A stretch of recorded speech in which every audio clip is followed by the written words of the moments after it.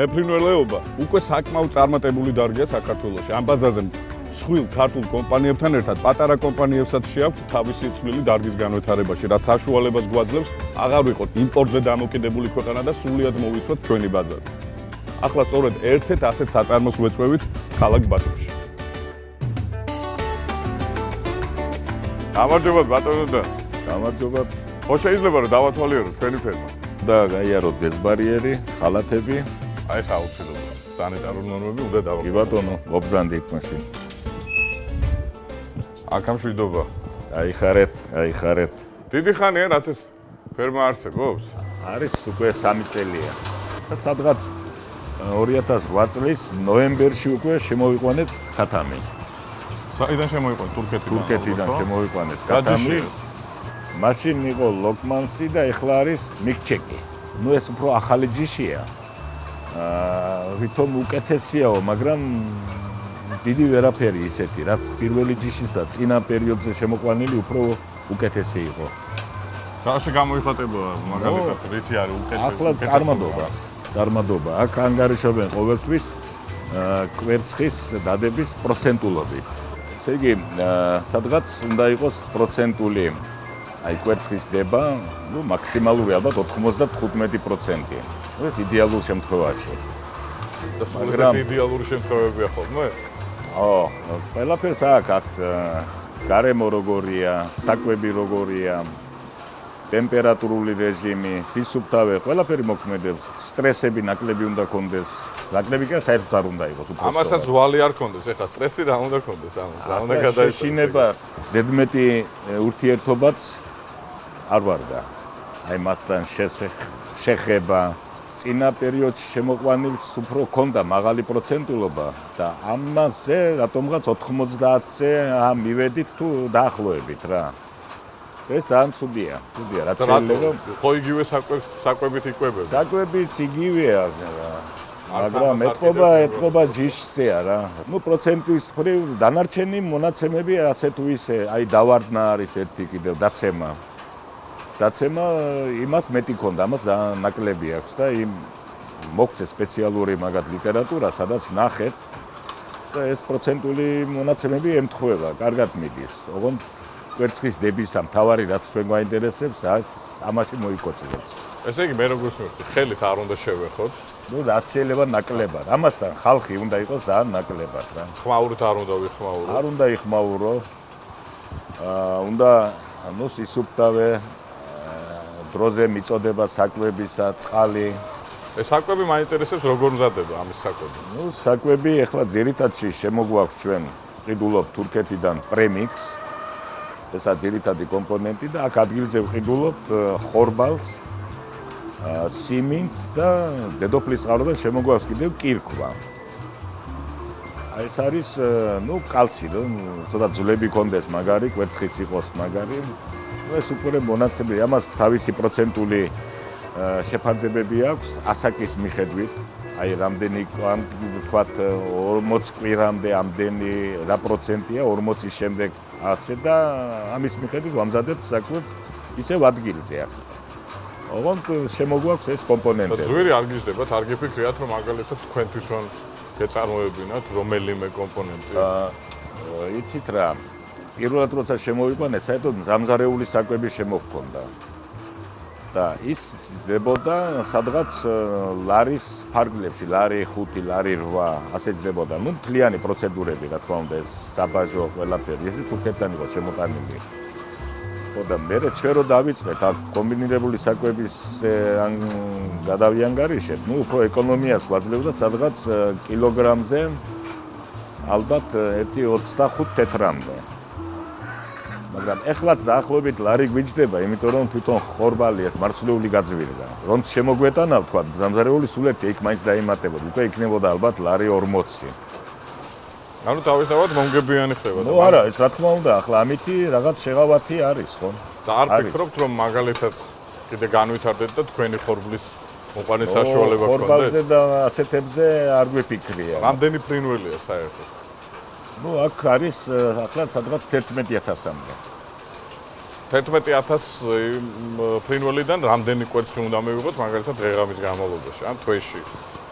ნუ ახლა დღეის დღეობით არის სადღაც 80%. 80%-ია მაგისი. და საკვები რამდენი ჯდება? 11,000 ფრინველი შეინახავენ სადღაც ტონა, 1 ტონა 350 ტონა 400 ასე უნდა. ნუ 110 გრამი, 115 გრამი უნდა დღეში თითო კატანს. იმის მიხედვით ახლა ყოველდღურად ვამზადებ ჩვენ საკვებს 2 ტონამდე, მირჩევნი ახალი საკვები იყოს. აი თვეში მაგალითად ამათი შეინახვა რამდენი ჯდება? სადღაც 45 ტონამდე გადის რა. თანხებში როგორ იქნება გამოხატული? იქნებ გამიდოთ ეგ საიდუმლო. ახლა ზუსტად ვერ გეტყვით, მაგრამ ნუ ლარი რო იანგარიშე ერთი 45 მარტო ამას საკვებში დაჭირდა, ხო? მერე დანარჩენი ახლა სახელმწიფოსთან ურთიერთობა, ბიუჯეტთან, ხელფასები, ელექტროენერგია, ნუ ჩება მოგება. უბრალოდ რაოდენობა ცოტა მეტი რო იყოს, მაშინ უფრო კარგი იქნებოდა, მაგრამ არა ახლა მეტი საშუალება ჯერჯერობით ჩვენ არ აძლევს. მე არ ვიცი, ჩემი აზრით სოფლის მეურნეობის აი ამ კუთხით. ხო. მეფრინველეობა რო განვითარებულია, ნეტავ ესე იყოს ყველაფერი განვითარებული ჩვენ ქვეყანაში. არ ნამდვილად არის, იმიტომ რომ ფაქტიურად მომგებიანი რო არის, ბუნებრივად არ იქნებოდა. და თუ არ ვცდები ხორციც. აი სახორცეზე ხო, ბოილერის ჯიშისა. მე მგონი კვერცხე ნამდვილად ვიცი რომ არ შემოდის. თქვენ ამ შემთხვევაში მხოლოდ კვერცხზე მუშაობთ. ჩვენ მარტო ხორცული არ არის. კვერცხზე. და კვერცხსაც ახლა როგორ ახლა ამასაც აქვს თავისი ექსპლუატაციის ვადა. ნუ ამბობენ წელიწად ნახევარ 18 თვე, მაგრამ 18 თვეზე უჭირს, მაგრამ სადღაც 15-16-მდე შეიძლება რომ იმუშაოს, დადოს კვერცხი და იმის შემდეგ უკვე პროცენტი რო ვარდება, უკვე აღარ ღირს. და მაშინ უკვე ხდება ფრინველის შეცვლა და შეცვლაც კაი 85,000 დოლარამდე ჯდება ახალი რომ ეს რაოდენობა რომ შემოიყვანო. და ეს ფრინველი მე არ გამოდგება გასაყიდად? გამოდგება კი, მაგრამ და ახლა როგორ არის მეთოდი კიდევ რომ ცოტას უხანგრძლივებენ. რაღაც პერიოდით ამას შეუწყვეტენ აი მომსახურებას, რასაც ემსახურებოდნენ, ვემსახურებით უფრო სწორად. 45 დღე თითქმის აშიმშილებ თუ რაღაცნაირად ესეთი არის. ნუ ახალია ჩვენ ვსწავლობთ და მე შეიძლება ისევ 1-5-6 თვით გაახანგრძლივოს ექსპლუატაცია. შეიძლება მასეც გვაქვს ფიქრობთ, მაგის გავაკეთოთ. ნუ რაღაცას მოგცემს, მაგრამ ამ დროს უკვე სუსტი რომელიც ის აუცილებლად დაეცემა ყველა. სადღაც ამ რაოდენობაში 1000 ცალამდე ალბათ დაეცემა. კვერცხი ზამთარ-ზაფხულ ერთნაირად დებს? რა თქმა უნდა. მაგას შევთვის არა აქვს მნიშვნელობა. ყოველთვის ერთნაირად მიდის. ის რაც ვიცი პროცენტული ის ასაკის მიხედვით ჯერ იზრდება თვითონ კვერცხის წონაც. მერე უკვე იწყებს კლებას. ამას არა აქვს მნიშვნელობა ეს ზამთარში მოხდება ეს პერიოდი თუ ზაფხულში. უბრალოდ აქ არის მისი გარემო, გარეშე და სამყაროსთან მაგას დიდი ის არ აქვს კავშირი. ტემპერატურა რამდენზე უნდა იყოს საინტერესო? 18-25 ასე არის სტანდარტი. ოპტიმალური. მაგრამ ვერ ვიცავთ ახლა ზამთარში გვეცემა ტემპერატურა გათბობა არა გვაქვს და არ მოქმედებს მე ფრინველზე ეს რა თქმა უნდა მოქმედებს. ზაფხულში კი ცოტა გაგრილების სისტემა გვაქვს, კონდიციონერები. ნუ მაგიც როგორ იცი 4-5 გრადუსით დააგდებს ტემპერატურას. გქონდა საუბარი ბიოგაზი ამათი ექსკრემენტი გამოვიყენოთ ბიოგაზის გამოსაყვანად. მისაღებად და ამას გამოვიყენებდით საყოფაცხოვრებოთაც და აი გათბობის საკითხიც მოგვარდებოდა. მაგრამ საკმაოდ ცოტა ფერმერები არ არიან დაინტერესებული და აროდიან ექსპერიმენტებს ასაღებად, საყიდლად მაგალითად. საუკეთესო სასუქია. ფერმერები კი მოდიან, მიაქვს. ახლო-მახლო, მაგრამ ისიც როდის იცით, უფრო მეტად გაზაფხულის, აი როცა ხვნათესვა მიდის იმ პერიოდში. რა ღირს საინტერესოა? ახლა მაგას ფასი როგორც ასეთი დიდი არაფერი არ აქვს. ოღონდ ჩვენი მიზანი არის რომ აქედან მოგშორდეს რომ მოსახლეობა არ შევაწუხოთ. ჯერჯერობით ბიოგაზამდე. ნო ბიოგაზამდე. ბიოგაზის მერეც მაგი გამოდგება ისევ. უბრალოდ ეს იქნება უკვე დამწვარი. ესე ტერმინია გადამწვარი, რა. გამოდგება უფრო უკეთესია. კვერცხის რეალიზაცია სადახორციელოთ. კვერცხის თქვენი სადისტრიბუციო კომპანია გაქვთ. ჩვენ არა გვაქვს. მოდიან არის ერთ-ერთი ახლა ამჟამად ორი ის არის, ერთი ინდმეწარმია და ერთი შპს მოდის ყოველ დღე მიაქვს ფაქტიურად. ან 2 დღეში ერთხელ რომ ბარემ ღირდესო რა წაღება. იმიტომ რომ რაოდენობა ცოტა ახლა სადღაც 22-5-ია.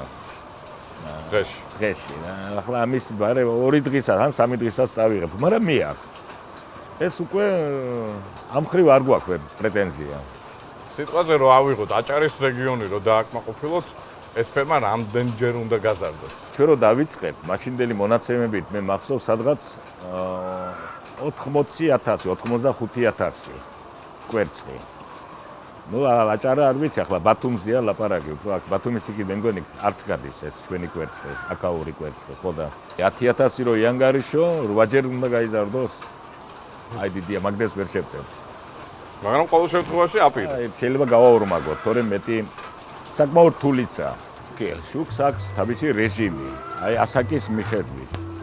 რა პერიოდისაა კათამი, იმის მიხედვით ნუ სადღაც 7-8 საათი უნდა დაიძინოს კათამმა. სხვა მხრივ შუქი აუცილებელია რომ იყოს. ზედმეტი შუქიც არ ვარგა, იმიტომ რომ ამათ იციან ერთმანეთის დაკორტნა. აი ეს უფრო წინა პერიოდზე უფრო იყო და ამ იმაზე ეტაპში, ამ ეტაპზე აღარ შემინიშნავს დაკორტნა რატომღაც. მაგრამ წინაზე იყო ძალიან ბლომად. ესე გაუცილებელია რომ 7-8 საათი 7-8 საათი უნდა იძინოს.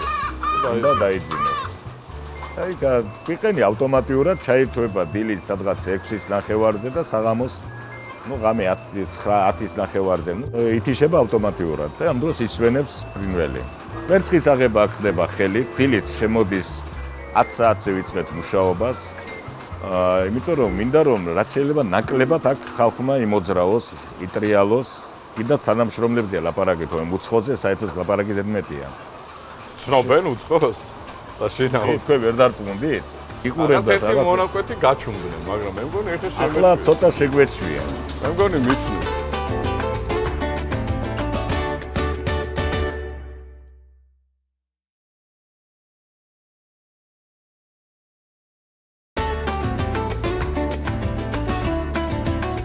რამდენი კაცი ყავს თუ დასაქმებული? 18 კაცი.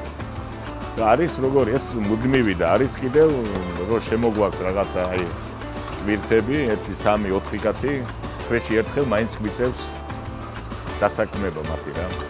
გადმოცლა დატვირთვა და ასეთ სამუშაოებზე. 10 საათზე იწყება მუშაობა. მოდიან ეს მეფრინველეები დათვალიერებენ ამ კლიანად კათამს, რა მდგომარეობა, დაცემული ხო არა, რაიმე პრობლემა ხო არა აქვს.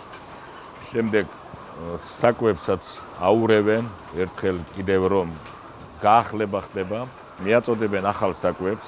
ფაქტიურად ეს უკვე ძალიან ცოტა იქნება დარჩენილი. აი თქვენ სტრესები გაინტერესებდათ და ის როცა ძალიან ამოწმინდეს და იმას რომ დააკაკუნა ნისკარტით, ხო? აი ამ საკვების კორმუშკას ვეძახით ჩვენ. ხო, უკვე მისთვის სტრესია იგიც. ასე რომ საჭმელი სულ უნდა კონდეს. ამოწმებენ წყალს, წყალი ხო არა სადმე ვთქვათ რომელიმე შეიძლება მიმწოდებელი არის გაჩხერილი და არაწვდის წყალს. მე ავტომატურად ეწოდება საიდანვე, მე ვერ ვხედავ აქედან წყლის მოსაწოდებას. წყალი, ესე იგი 10 კათამი აი ახლა ამ იმაში უჯრედში. და წყალი აქვს ერთ საერთო. და იქედან იციან, მივიდნენ იქ დალევენ იმ წყალს. ამას თავის დროზე როცა პატარები იყვნენ თითილები, ხო, მაშინ ასწავლიდნენ. როგორ უნდა დალიონ წყალი. ამათ მეტი არაფერი საქმე არ აქვს. იქით წყალს დალევენ, აქეთ მოტრიალდებიან, საჭმელს შეჭამენ, საკვებს და უნდა დადო კვერცხი. არ დადებათ და მოხდებათ. ახლა მაგის მეთოდი არ არსებობს, რომელი დებს და რომელი არა, თორემ იმას უფრო ადრე მოხდებოდა. დაავადებები რა აწუხებ? არის ახლა ფილტვების, აი გაცივება.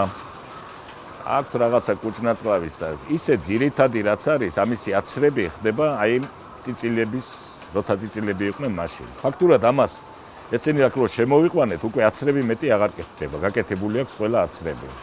ჩვენ მარტო ყოველ 15 დღეში რაღაც ვიტამინების დამატებას ვუკეთებთ. მეტი არაფერი. ვიტამინები ძვირი ღირს? კი, საკმაოდ. წყალში იხსნება და წყალთან ერთად მიირთმევენ. კიდევ ხანდახან ვუმატებთ რა, იცი, გარკვეულ პერიოდში მარმარილოს ნამტრევია, კროშკას რო ეძახიან. ამას მე პირველად გავიგე. ხო, ამას უკვე ხელით ვაწოდებთ, აქა, სადღაც 5-6 ცალი ერთ კათამზე. რომ ერთ ცალი მაინც მოხვდეს კუჭში და მაგას ეძახიან კუჭის წისკვილს. ასეთი ისა აქვს ტერმინი. და ესე კუჭის მუშაობას ხელს უწყობს, ხო. ცოცხალი არსებაა, შემოდა თუ აგი, ხო და ცოტა ყურადღება მეტი უნდა. სათუთი არსებები არიან. გამოგზავნდით, გაჩვენებთ სად მზადდება საკვები. თვითონ საამქრო დავათვალიეროთ. ესე იგი ამ საამქროზეა დამოკიდებული რამდენ კვერცხს დადებს ჩვენი კატა. რა თქმა უნდა. თავარი ეს არის, რომ ეხლა ამ რევიდან უკვე გამოდის გამზადებული საკვები, რომელიც ამ დანადგარით, ეგრეთ წოდებული ნორიოთი იყრება ბუნკერში და ბუნკერიდან მერე მიაქვთ ფრინველებთან. აი, საკვები ჩაიყრება ტომარაში და მერე უკვე მიაქვთ ხელით. ჯერჯერობით, თორემ ისე ჩვენ გვინდა რომ მერე შემდგომში აქედან ავტომატურად მივაწოდოთ პირდაპირ აი სადაც ფრინველი არის საფრინველეში. ამ რევში ესე იგი მოხდა ჩაყრა ხორბლის, სიმინდის და პრემიქსის და ასევე კირქვა. ყოველთვის თავისი, როგორც გითხარით, აქვს მისი რეცეპტი, რა პროცენტული შეფარდებებით უნდა იყოს ესა თუ ის კომპონენტი. ყველა თავსდება ამ რევში, ხდება მისი არევა დაახლოებით 1 საათის განმავლობაში, რომელიც საკმარისია სრულიად რომ გამოვიდეს უკვე მზა პროდუქცია. ამის შემდეგ უკვე აი მუშაობა ჩვეულებრივად ეს გრძელდება დაახლოებით 20 წუთს. თვითონ არევამდე აი მისი დაფქვევა და იმასაც ჭირდება სადღაც საათი, 1 საათი და გატანაც 2 საათში უკვე 1-2 ტონა ყოველდღურად ასე ვამზადებთ, რომ იყოს ახალი კომბინირებული საკვები. რთული არაფერი არ არის, სიმძიმე აქ არაფერია. თავარია მონდომება და უნდა იყოს დაცული უნდა იქნეს მკაცრად ეს პროცენტული შეფარდება. ყოველთვის ჩვენ ვუყურებთ, რამდენი კვირისაა კათანი, იმის მიხედვით ხდება დოზირება და თუმცა კომბინირებული საკვები ყველასთვის ერთი და იგივეა, ხო? მე როგორც მივხვდი. თუ მაინც წლოვანების მიხედვით არა, ასაკის მიხედვით იცვლება, აი რამდენი უნდა იყოს პრემიქსი, სიმინდი, ხორბალი, კირქვა, ესენი იცვლება. მაგრამ ყოველდღიურად არა. აი ვთქვათ, 1 თვის შემდეგ, 2 თვის შემდეგ, უпростоრად აქ ქათმებში, აქ საკათმეში, ბეფრინოვის ფაბრიკებში ტერმინი არის კვირაობით, 40 კვირა, 60, 70 და ასე შემდეგ. ეხლა წავიდეთ იმ საამოქროში, სადაც ხდება კვერცხის დაფასოება, დახარისხება და გამზადება სარეალიზაციო. შეამონებით. ავე. გამარჯობა. აი აქ ხდება კვერცხის აწონა. აქ კვერცხის კატეგორიები პირველი, 0 პირველი, მეორე. ამჟამად მარტო არის უფრო ძირითადში არის 0 და პირველი. 0 ეს უფრო ყველაზე მსხვილი. რამდენი გრამი უნდა იყოს? 0 უნდა იყოს 65-75 აი ამ დიაპაზონში. პირველი არის 46-64. მეორე არის 45-55 გრამებზე აქ ლაბარაკი. და იმის მიხედვით მისი ფასიც სხვადასხვაა, რა თქმა უნდა, შესაბამისად. შეიძლება მეც რომ მივიღო მონაწილეობა. რა თქმა უნდა, შეიძლება. ბატონო ერთ მოაწოდეთ სასწორი. აბა აიღე, ახლა აწონე. ესე იგი, დავდოთ კვერცხი. ეს არის 79, ესე იგი ეს არის 19. ეს არის 0 კი არა, უფრო მეტია. ეს არის სუპერი. ესე იგი სახში დასაღებია ეს. კი. აბა შემდეგი. 68. ეს არის 0. ეს არის 0. ესე იგი რა ხელი მაქვს რა. კი. ნუ აქ ხდება ასეთი აწონა, ახლა შენ მაინც და მაინც ხარ არ გამოგიდის ეს ჩვენი თანამშრომლები. და ერთი რამ დაიმახსოვრე, რომ მთელს ამ ბათუმში დღევანდელი კვერცხი ახალშენიდან მიდის. ჩვენი ფირმიდან, ფირმა Farmland. ესე იგი Farmland არის ქარხანა ბათუმში, რომელიც იმავე დღეს ხდება მისი რეალიზაცია მიწოდება მოსახლეობასთან. და რომელსაც ექნება შტამპი ახალშენი. ეგ არის მისი ისა საფირმო ნიშანი. ამის შემდეგ დახარისხებული ცალკე აწყვია, მერე იდება ყუთებში და მოდის მერე დისტრიბუტორი და გააქვს ქსელში სარეალიზაციო. ესე იგი რეალიზაციის პრობლემა ნამდვილად არ არის, იმიტომ რომ ძალიან ცოტა არის. კი ვთქვი რომ მაშინ ჩვენი ახლა ძალიან მიზერული პატარა ციფრია, დიდ კლიმატს ვერ ქმნის ბაზარზე. ძირითადში არის, რა თქმა უნდა, კოდა, დილა, სავანეთი, ალგეთი, ბევრია. მაგრამ იმას თუ გავითვალისწინებთ, რომ დღევანდელი კვერცხი ჯობია, ხვალინდეს და ეს დევიზი თქვენთან. კი ბატონო, ასეთია, ეს არის თელი ისა. ჩვენი მუშაობის სტილი და აგერ შედეგიც. დიდი მადლობა ქალბატონებო, ბოდიშით მოგაცდინეთ. ეს ხალათი არ გამყვეს, ას ფავორია. იმედი მაქვს, ყველა თქვენი გეგმა რას გაქვთ, ყველაფერს მალე გაანახორციელებთ. დიდი მადლობა. არ გამტანდებოდეთ.